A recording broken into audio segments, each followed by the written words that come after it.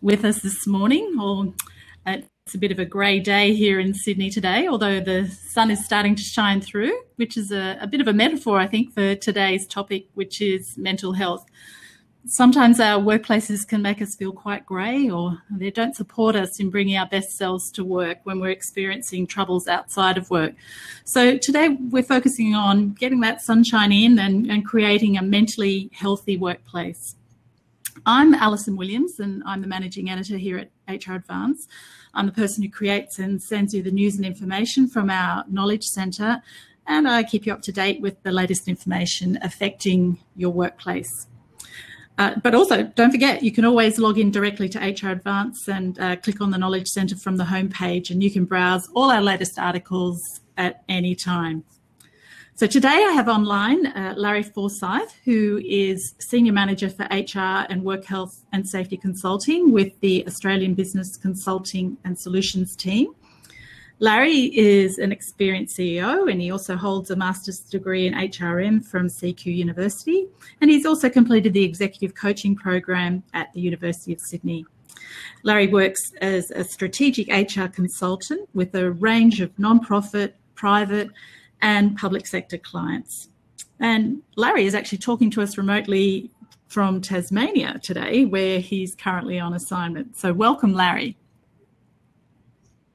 Alison, thank you. Thank you for having me. Great Fantastic. To be on board. Thank you. Now I'm going to hand over to you straight away, Larry, and we're going to get started on how to create a mentally healthy workplace. Okay, what a wonderful topic. And again, thanks for having me. So today's webinar presentation, some aims and objectives, and I have that slide up. So what I want to do today is to communicate with you and raise your awareness around some mental health illnesses and issues that are taking place in Australian workplaces and even wider afield. Some of the actions that you can take in support of those mental health issues in your workplace, to increase your knowledge around some of those possible causes and risk factors, and again, to increase your awareness of those evidence-based medical and psychological mental health issues, and to increase, the last dot point there, to increase your capabilities in how to give appropriate initial help and support someone experiencing a mental health illness. My experience and knowledge comes from probably around about 10 years ago, where I undertook the mental health first aid certification, and since then have been using that in organisational settings with individuals and organisations in support of then putting in place some actions and strategies in how they support and adopt and adapt to staff that may have mental health issues and illnesses in their workplace. To start with, I wanted to have a look at what is actually mental health and thinking about those interactions between the mind, the body and the environment. So from a mind perspective, about the things that you think about, your negative thoughts, your positive thoughts, how your body is impacted by those things, and the environments, including your working environment, and how those things can interact with each other and sometimes create, commence, and even exacerbate mental health issues. Some of the factors that I've identified through research, and others have as well, that contribute to mental health are those long-term and acute stresses that we can experience in our environments, that we think about, that we might experience physically. Some of the biological factors also, such as our genetic makeup, our chemistry, our hormones, and so some of those oxytocin, dopamine type mismatches that we might be experiencing as well. The use of alcohol and drugs and other substances, they can certainly cause and contribute. Again, thinking about how we think and some of those constant negative thoughts, and or how we might experience some low self-esteem from time to time. And then to my last dot point around some of the social factors such as isolation, and that's about inclusion and exclusion in our workplaces and potentially our teams, even to the point of financial problems, family breakdowns, sometimes even those breakdowns around divorce, etc., and then to a point around violence, including bullying and harassment. I wanted to bring in the next couple of slides some mental health costs to the viewers' attention as well. And this is through further research. PwC, being PricewaterhouseCoopers and others, estimate that based on the cost one of absenteeism, a cost of $4.7 billion on an annual basis resulting from employees' mental health conditions. And in that sense, it was equivalent to 1.1 million days of sick leave over that particular year. And so these stats now are still current, being collected over the last probably 2 to 3 years. And so what it basically means is that people that have a mental health issue or an illness as such that are absent from the workplace and what it's actually costing the Australian economy. So the second dot point, the cost is incurred because employers pay for not having a person present to actually undertake that work. And so whether there's an extra cost in that there might be a replacement for that worker as well as the worker taking that time off, but it doesn't mean to say that there should be any discrimination against that worker with a mental health issue, and I want to touch on that shortly. And the figure of that absenteeism being the 4.7 billion was calculated by multiplying the average Australian wage by the amount of time taken off due to that sick leave for a mental health reason. And that could even be to the point of a stress claim or for taking time off because that person is stressed based on some of their experience being, whether it's at home or at work, you might say. The second mental health cost is around presenteeism at $6.1 billion. And so presenteeism is where people are less productive in their role due to a mental health condition. And basically presenteeism means that a person can be present and at work, but they aren't as productive as they normally would be based on their mental health illness. And that cost is based on the assumption that workers are 50% less productive based on that mental health issue that they might be experiencing. And it could be anxiety, depression, schizophrenia, bipolar, and I'll touch on those in a moment as well. And then mental health costs 3 around the compensation claims of 146 million on an annual basis as well, resulting from mental health conditions. And it's estimated based on those claims going through that Australian businesses are spending that much money on those compensation claims. And some of those industries receive more claims than others. For example, the retail trade industry received 505 claims with a typical compensation payment of $13,800, while mining and construction received 50 claims in the last year with a typical payment of $22,400. So you can see that there is certainly some costs there based on the mental health issues which are becoming more and more dominant in Australian workplaces, and as I said, further afield. Some of my research and some of my team's research based on information that we've gleaned right across the board in many environments is that workers with depression and other mental health conditions sometimes continue to face discrimination and don't receive the same support compared to a person with a physical injury, for example. So that might be a person with a disability in the workplace that is identified, and for example, that they might have a disability where they come to work in a wheelchair, and that's totally acceptable. But that's something that we can actually see compared to sometimes a mental health issue or illness that is an internal issue that's not disclosed and that we can't see. And so we can't read people's minds. And so what we've identified is sometimes some people have actually faced discrimination based on that. And some of that discrimination can be through people's comments and, for example, you know, oh, you'll be right, get on with it, etc. And we still hear some of that in Australian workplaces. The second dot point, some of those improvements of the research to the bottom line from taking action reported by PwC in their analysis, creating a mentally healthy workplace. So you could search that online and read that further document in more detail if you wished.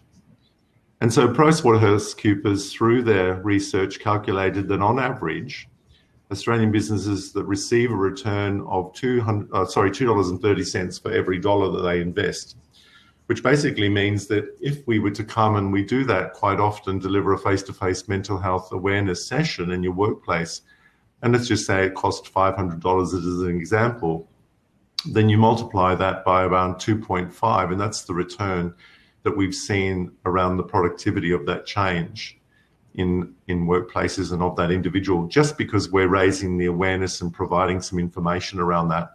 And out of some of those face-to-face deliveries, we've certainly seen where people have disclosed to their businesses because that communication flow seems to sort of open up. Initially, then, on my last dot point, the research we found was that it will be a priority for managers. And so for managers, supervisors, directors, to just notice that slight change, you might say. For example, it might be where an employee is coming to work late. And we all come to work late every now and again, whether it be the transport or the traffic or the whatever it might be. But what we need to look for as managers and supervisors and people that manage other people is around that there might be a pattern of that. And so today Larry comes late to work and you don't notice it. The next day he comes on time, but you notice it again, or you start to notice it, and there seems to be a common theme coming around that. So that might mean that there's a change and an indicator that Larry's not well and that Larry needs to have some sort of communication around that compared to, oh yeah, no, he's just late today, and potentially some, perceived notion that Larry is not interested in the business, not interested in the team, but it might be that Larry has a challenging mental health issue. Further to my next slide, the facts. And so what we're seeing is that mental health illness and issues is really now becoming a work health safety issue. Some of my latest research, and I didn't get it in time for this presentation, but we had seen that 1 in 4/5 employees will experience a mental health issue or illness in the workplace, or currently have been experiencing that or will in the future. But in fact, that figure has now increased to 3 out of 10 people in Australian workplaces. And over the past 12 months alone, it's cost the Australian economy $10.9 billion in lost productivity.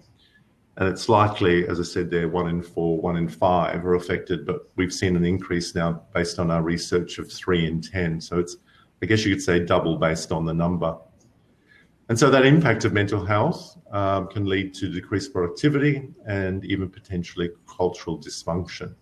And as I said, it's about managers and supervisors and just your employees and the people that you work with, your peers, around identifying simple things like, is Larry okay? Why is he late for work? It doesn't mean to say that you have to micromanage me, but it's about being able to check in around those things as well based on some of those facts. So a mental health problem also affects how a person thinks, feels, and behaves. And some of those major types are anxiety. And some of my own experience is that we can have negative anxiety and positive anxiety. So as part of the presentation, as part of any delivery, I always have some positive anxiety around expectations of myself and potentially how others may perceive that. So it can be something that I look at and use as a positive thing. Some of those others are schizophrenia, and thinking about that, I'm going to touch on that, bipolar mood disorder, the personality disorders, eating disorders, and depression. And so 2 of the biggest mental health illnesses that we are continuing to see in Australian workplaces is the first dot point of anxiety and the last dot point of depression. And I've got some examples for you of those mental health illnesses. So anxiety, and you can read those as well, probably faster than what I can and talk to you about them. But that anxiety, a feeling of fear, uneasiness, or worry, and some of those signs will include muscular tension, potentially fatigue, problems in concentration.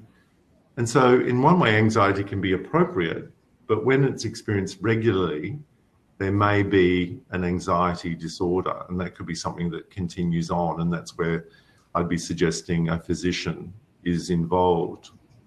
Schizophrenia, so a mental disorder characterized by abnormal social behavior, and some of those symptoms can include false beliefs, unclear or confused thinking, and sometimes to a point reduced social engagement, emotional expression, and even a lack of motivation.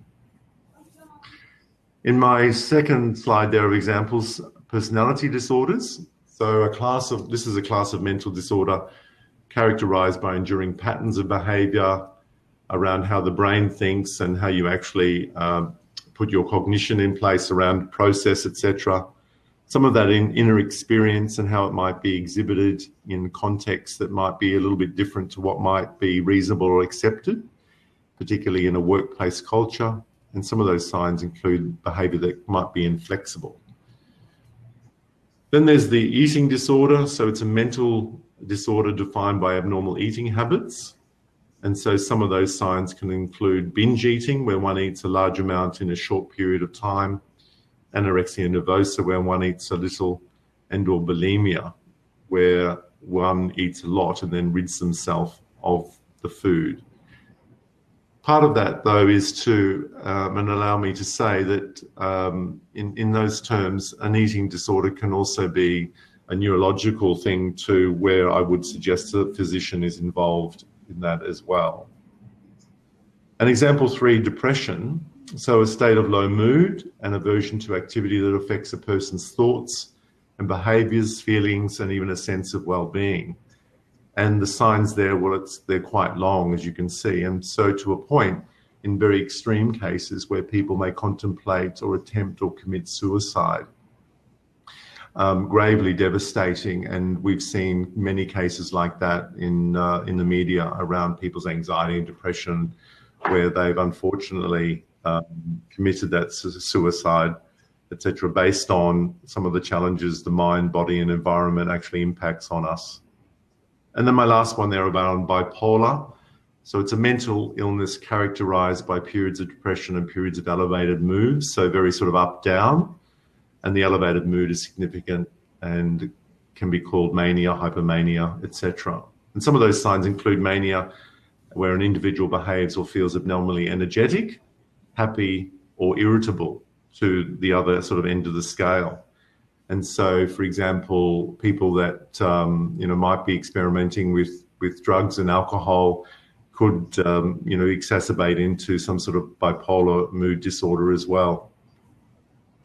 So how do we manage these sorts of mental health issues that are dominant? And as I mentioned too, anxiety and depression being some of the major ones in Australian workplaces and in Australian society, and it's becoming a global phenomenon. The work that I do around being mindful and mindful awareness, and if you searched mindfulness and did a Google search on that, you'd find 1,000 entries. But what we need to be able to do as individuals, as supervisors, as colleagues and managers in the workplace is to be mindful how we operate with these people, and that when people, if they decide to self-assess and disclose, that we give those people our attention with very good intentions and that we have positive attitudes around that. In the past, some of that Australian vernacular and some of our culture has been, she'll be right, mate. But what we've now identified is that no, not everyone is always right. And sometimes people are wanting to reach out, but don't feel that their culture enables them to do that, be it at home, be it at work. So in those terms, being mindful of how you speak, how you operate, that tone of voice, and giving people that time, you might say, is a very good way to go. And so part of that mindfulness awareness is around how you meditate, how you look after yourself, how healthy you are, and to give it that positive intention, attention, and attitude. So some of those strengths of being mindful, and these are some of the strategies based on some of the questions that we saw coming through, and there were many of them, and Alison's got a couple for me shortly at the end of the presentation. But by being mindful, we can actually enhance our focus and attention, and I won't go through every dot point on here on this slide. But you can see by actually giving people that positive attitude, intention, and attention to their issues and spending that time with them and slowing down and acting calm and breathing calmly and being emotionally intelligent, then we can listen more attentively. We can be more emotionally alert. We can communicate more clearly. And in that way, we can renew ourselves through that reflection, through that operation, to actually be more effective supervisors and managers. And make no mistake, these things don't just happen overnight. It is about, again, your intention and your consistency and your momentum around being mindful and how you actually develop your strengths. And we know through the science that if people identify their strengths, then they can actually build and grow on those. But you also need to be able to identify your weaknesses. And we know scientifically that weaknesses can be turned into strengths depending on how much time you want to spend on those and work with other people around those things, if not on your own. Thinking now about the mental health first aid, and this was part of my training that I'm sharing with you as a mental health first aider, and you can actually find the mental health first aid app online as well. So up to you, you could download this. There are some strategies that you could use in that way as well. And there are a few other different apps, but I would be suggesting the mental health first aid app. And basically they use the acronym called ALGE, and it stands for approach, assess and assist, listen, give reassurance, encourage appropriate professional help, and encourage other external supports. So I'm going to step through the next few slides now based on the ALGE model. And this is a really lovely, elegant sort of model that can be used with people in the workplace if you identify that maybe there's something going on, but as an unqualified or uncertified person, you don't know how to approach, you're not sure about how much you need to listen without making judgment. So sharing the next few slides with you around how you can actually apply the ALGE model in support of managing mental health in your workplace. So approach, assess and assist the situation around you and them. It's a little bit like if you're a first aider and you've applied first aid. One of those first steps, if you encounter that, is to make sure that the area around you is clear, that people are in a situation that they can be helped, and in that way it's a clear environment. So you're approaching and assessing based on that assessment. And some of those things that you can say to someone in your workplace, or as a manager or supervisor, you can say to the people that report to you, and the other way around, is just as simple as these. How are you today? How are things going for you? I just wanted to check in with you to see how things are going. And it doesn't have to be a performance review. I know from experience that people have said to me, oh, you know, when my supervisor or manager comes to me and says, you know, how are things going? It might be about that, you know, I'm feeling a bit threatened, and are they checking up on my performance? And that might be some of the perception from the very beginning, but you've got to start somewhere. And so by asking these simple questions on a daily, weekly, monthly basis, opening up the communication will enable people to open up potentially around if they have self-assessed or it's been diagnosed that they have a mental health illness. And it could be, I've noticed you don't seem to be yourself of late. Is everything okay? Is there anything I might be able to do for you? Can I support or assist you in any particular way? Are you okay? Is everything okay? And it doesn't mean to say that you're asking them every 5 minutes, every single day, but it's about if you notice a change. It's about if you notice a pattern. And it could be that pattern that I stated before around that the person is actually coming late to work.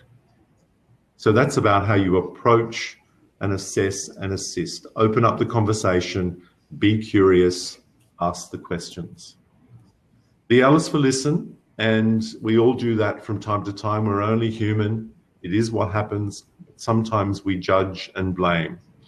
And so for a person that has a mental health issue, they have very deep issues from time to time around even getting out of bed. Believe it or not, they just can't from time to time because of their mental health illness. Whereas most of us can get out of bed, we spring out of bed, we get on with the day. But someone with a mental health issue doesn't always want to disclose, and they find it very difficult just to take one step in front of the other. And how do you actually judge that? Well, as I said before, we are human. We do judge that harshly sometimes. So be present and conscious of yourself and your body language and your tone of voice and the words that you use. Don't butt in and try and finish their sentence. And I hear that from time to time where the person hasn't finished and someone wants to finish the sentence. For example, oh, I know about that already. Oh, yes, I've heard about that before. And I always use the example around, you know, if you've been traveling overseas and someone's been to a particular location and you've been there too. You know, not everyone's had the same experience. And so in that way, it's about just listening, being calm and conscious of yourself. Give them your full attention. Try to have no distractions around you. And that means, for example, turning off your phone. If you're really going to spend the time and listen to the person because you've asked them if they're okay, then make sure that you've got no distractions. And it's probably going to be in a confidential space with a closed door or outside, for example. Again, reinforcing, be aware of yourself and your actions and your body language. And if you get to a point too where someone, and I say they stand strong but comfortable, you don't want to be in a situation where, you know, someone gets aggressive with you because they think that you're prying too deeply. So you must be prepared for those sorts of things too, where there's an exit if needs to be. And be aware of what and who is around you and them too, when you're actually asking the questions and when you're listening to them without judging, but just listening. Giving that a reassurance and support and information. Ask them if you can help them in any way. Did you know that you can seek help? And I've got there from HR being human resources, and I know in small businesses that not all small businesses have a HR department. And so there are other employee assistance programs available through Beyond Blue, Headspace, and I've got a few other entries in the next couple of slides. So listen, don't just hear the blah, blah, listen to what they're saying. Try to identify the meanings behind the words that they're saying, and that's about their tone of voice, and give them that time, be patient and really listen to them. And then those last two E's, encourage. So there's the encourage, the internal support, and not all organizations have an EAP service, but you can also seek external supports as well, and to remind people of those things. It doesn't mean to say you have to harp on them and you have to be on their backs about it and you have to tell them every 5 minutes. All you can do is apply the LG model and encourage that support. I say to people, I'm not a trained physician. I'm a mental health first aider. My name's Larry. I can help you if we get to that extreme case. And I've had a couple of those cases over the last 10 years. I won't go into now, it's a longer story, but I've been able to apply the LG model quite simply. So how can we improve mental health? We can get people to talk about it. We can enable them to express their feelings. It's also about looking after yourself and exercising, eating well. And we're seeing sleep is so important, and it always has been. But some of us suffer from not getting enough sleep, and so how can we be productive? And that might be because we have got a mental health issue. We need to spend time with friends and loved ones, develop new skills and network, and relax and enjoy and set and achieve realistic goals. Some of those strengths around being mindful in mental health are these here, as you see, and I know you can read through those. But what we've seen based on our research, by people being mindful, by supervisors and managers and colleagues and work colleagues and family and friends being mindful about mental health, then we can see, and we have seen, shorter periods of sick leave, less absenteeism, more achievement in workplace goals, minimizing the loss of productivity, and even, to my last dot point, a reduction in the social isolation that people are experiencing or the depression that they may feel. And so how can you improve mental health for yourself and for the people that you work with? Well, you could certainly share with them some of the information that you've gleaned from the presentation, but also these dot points. And it's very important that you reflect on your progress and where you're going, that you embrace change, and then you look at it positively, that you try to stay happy as you possibly can. And that's about your mind and your body and the environment, and also to be kind to yourself and others, to accept some of that full responsibility, to celebrate, to also enjoy your time alone, to evaluate the core beliefs and the values of the business that you work for and with, and to expend that mental energy wisely, to take that time out, away from others, away from social media, away from your devices as well, and then ultimately to think positively and productively. These are the sorts of things that will and do support improving your mental health. And so I think we're pretty much on time. I think we've got a couple of minutes, but I'm posing this slide about what might be next for you as the viewer, as the participant in this webinar. So based on the information that I've provided you, and yes, I've got 3 dot points there around what might be your action plan. As a facilitator, as a mental health first aider, as a coach, I always like to put it back to the people that I work with and the people that I share this information with about what might be your actions, what might be your takeaway. Now, I won't probably ever find out, but I'm asking you, I'm propositioning you in this way, in a positive way. And maybe there's not 3, maybe there's just 1. And so I hope that you've been able to identify one action that you can take away from this presentation, from this webinar. Thank you, Larry. That was really very, very interesting. And thank you for posing that question at the end. I think I've learned, and what my takeaway, what am I going to act on, is that I need to be more mindful. I was really connecting with what you had to say there. It's something I really need to work on, and it's too easy to not care for yourself and allow that bit of time to actually reflect on what you need to do and how you're going to do it. So that's my takeaway. I'm going to take that time to look after my mental health.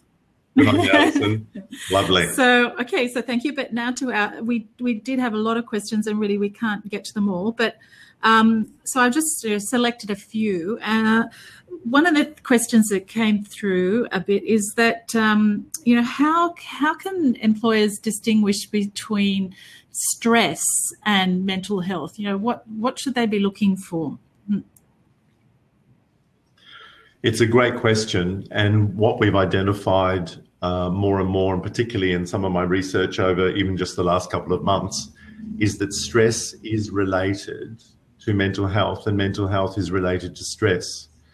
And so thinking about what stresses you, thinking about what stresses you in the workplace, thinking about what stresses you at home.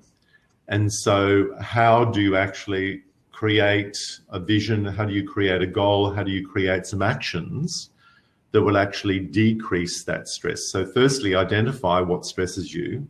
Secondly, it's about what you might do to decrease that stress. And that's where mindfulness and meditation and reflection, exercise, eating well comes into play.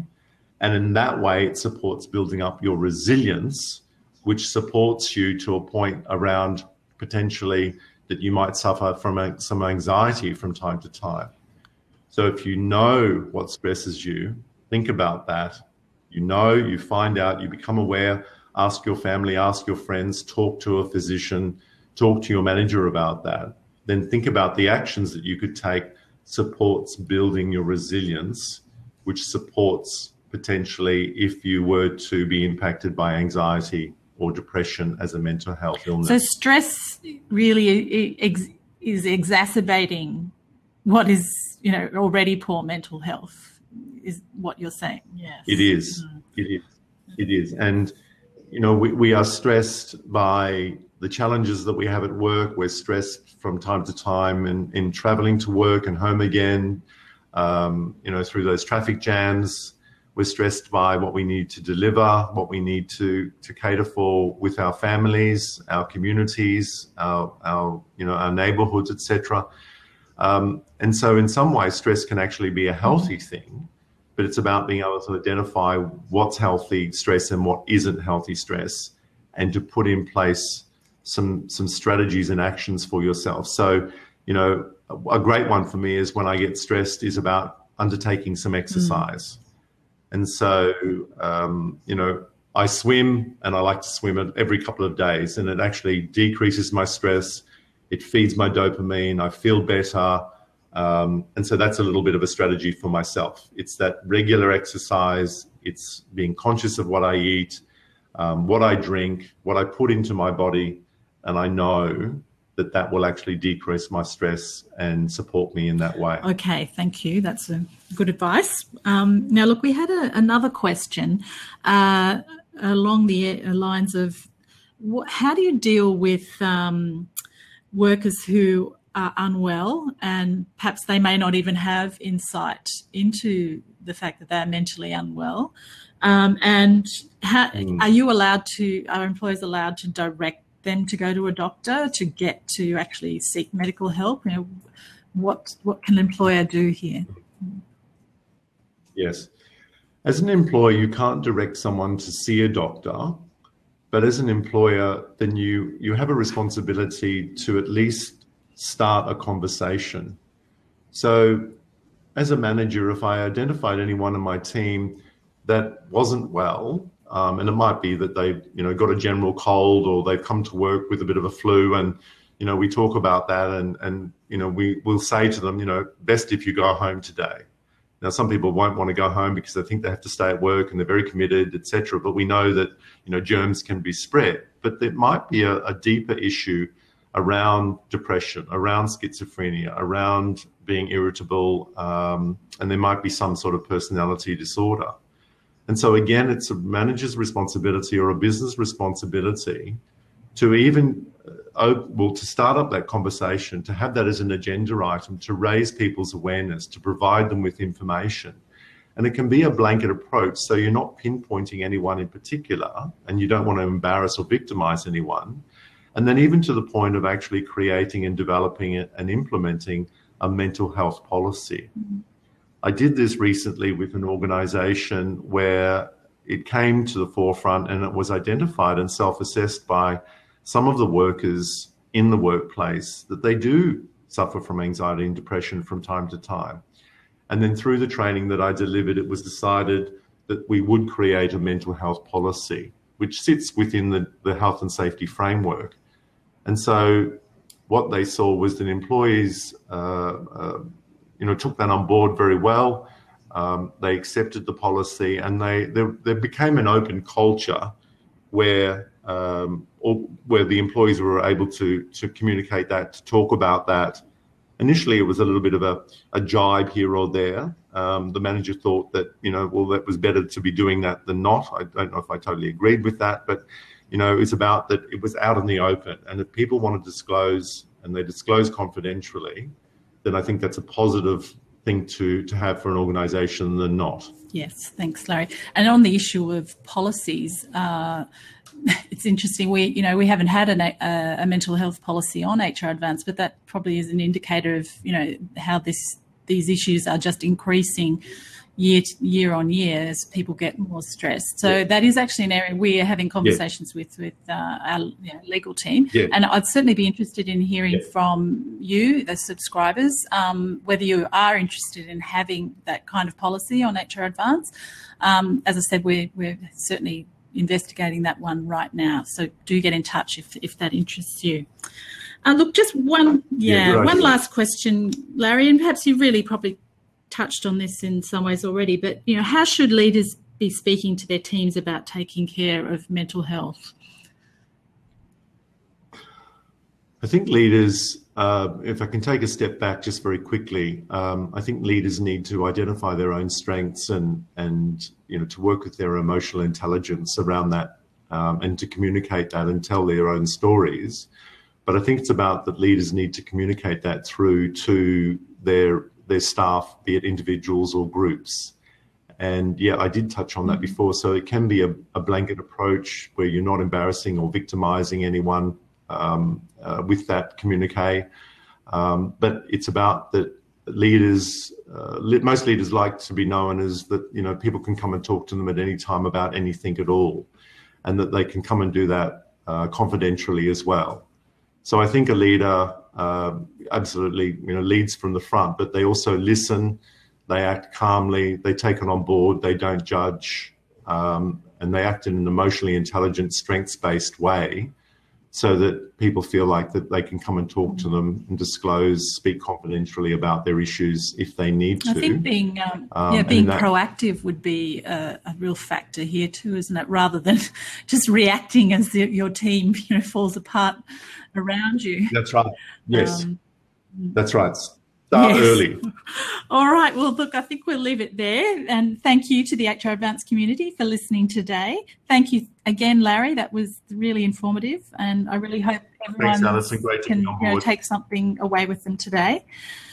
Please feel free to drop us a line at customerservice@hradvance.com.au if you have any follow-up questions, and do make sure you log on to HR Advance for your practical management of your HR work. At the end of today's presentation, you will receive an email with the video so you can revisit it at any time. And I'll be in touch soon with an invitation to next month's webinar, which will be on productivity. Thanks again for listening. Goodbye.